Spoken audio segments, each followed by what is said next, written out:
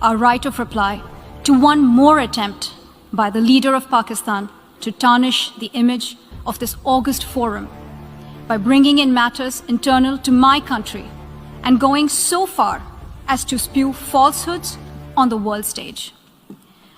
While such statements deserve our collective contempt and sympathy for the mindset of the person who utters falsehood repeatedly, I am taking the floor to set the record straight.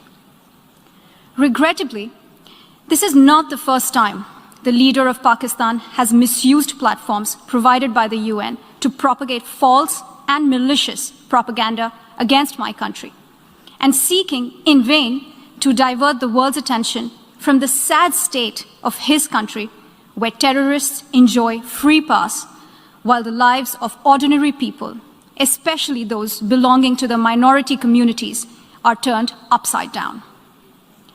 Mr. President, member states are aware that Pakistan has an established history and policy of harboring, aiding, and actively supporting terrorists.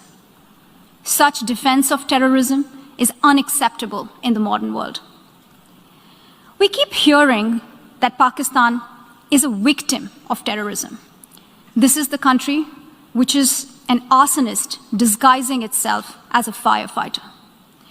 Pakistan nurtures terrorists in their backyard in the hope that they will only harm their neighbors. My delegation is exercising its right of reply in response to the statement made by the Indian representative. Jammu and Kashmir neither is a so-called integral part of India, nor is it India's internal matter. India remains in occupation of an internationally recognized disputed territory whose final disposition needs to be decided in accordance with the democratic principle of a free and impartial plebiscite under the United Nations auspices as provided for under numerous resolutions of the Security Council. In order to divert attention from ever-increasing international condemnation of India's widespread and escalating human rights abuses in Indian illegally occupied Jammu and Kashmir, India continues to level baseless allegations and rely on outright lie and obfuscation. India's compulsive obsession with Pakistan is neither new nor surprising. It has permeated its ruling elite and governance structures. But there is a method to this obsession, as it underpins India's electoral and foreign policy under the ruling RSS-BJP Hindutva-inspired government. The EU Disinfo Lab has graphically revealed how India has deployed such tools of deflection, deception, and disinformation against my country, including at the United Nations. Mr. President, India's violation of human rights in Indian-occupied Jammu and Kashmir are well documented in the two reports of the High Commissioner for Human Rights. Since 5 August 2019, the High Commissioner has urged India to unlock the situation and fully restore the rights that are currently being denied to the people of the occupied territory. Several special rapporteurs and mandate holders have also termed the human rights situation in Indian illegally occupied Jammu and Kashmir in a, quote, free fall, unquote. Major human rights organizations, including Human Rights Watch and Amnesty International, have expressed similar serious concerns about India's human rights violation, including in the occupied territory. Not surprisingly, Indian authorities have failed to respond to any of these communications. In fact, a witch hunt has been launched against those who dare to report these crimes. Only last year, Amnesty International ceased work in India, citing constant harassment at the hands of the government. The government of Pakistan has recently released a comprehensive and well-researched dossier containing the entire range of gross, systematic, and widespread violations of human rights being perpetrated by Indian security forces in the occupied territory. We call upon the international community to take cognizance of the compelling evidence and hold India accountable for the heinous crimes. If India has nothing to hide, it must accept a United Nations Commission of Inquiry and agree to implement the Security Council resolutions stipulating a plebiscite to enable the people of Jammu and Kashmir to exercise their right to self-determination.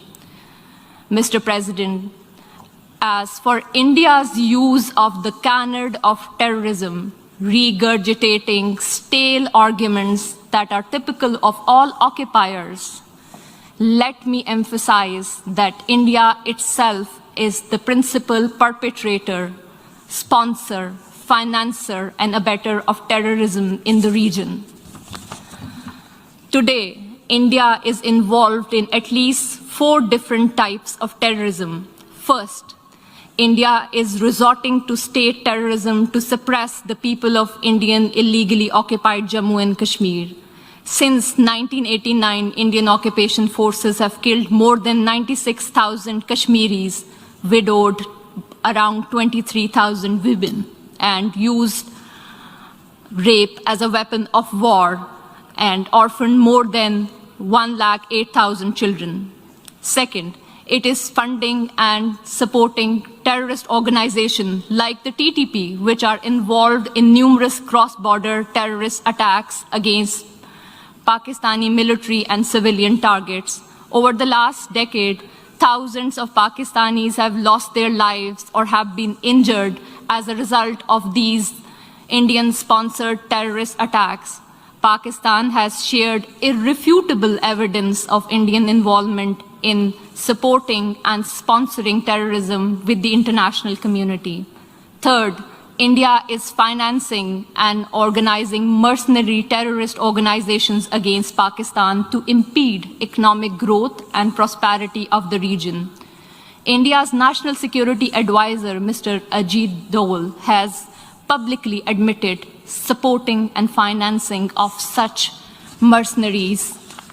The captured Indian spy, Kulbhushan Jadhav, has also confessed to organizing such terrorism in Pakistan. Fourth, India is being guided by a supremacist ideology that has mainstreamed Islamophobia and bigotry against minorities, particularly Muslims, in its political discourse. The RSS is one of the oldest fascist movements in the world, enjoys state protection, patronage, and support by BJP, the ruling party in India. It was RSS which was responsible for pogrom in Gujarat in 2002, which killed over 2,000 innocent Muslim children, women, and men. These anti-Muslim pogroms were later repeated in Mumbai and Delhi. One cannot expect anything new from the purveyor of Hindutva. In today's incredibly intolerant India, the 200 million strong Muslim minority faces frequent lynching by cow vigilantes, pogroms by RSS thugs with official complicity, discriminatory citizenship laws to disenfranchise Muslims, and a concerted campaign to destroy mosques and the rich Muslim heritage of India. Mr. President, for the edifice of fascism is in an advanced stage of construction in India today. The Hindutva order of the ruling party has created an atmosphere of fear among all minorities, including Muslims, Christians, Sikhs, and Dalits. The Indian delegation would do well to reflect on the deeply troubling trajectory their state is embarked upon, rather than indulging in patent falsehood about Pakistan. India must realize that it has continuously and miserably failed to suppress Kashmiris living under its occupation from demanding their inalienable right to self-determination. I thank you. Je remercie l'honorable. I thank the distinguished representative of Pakistan.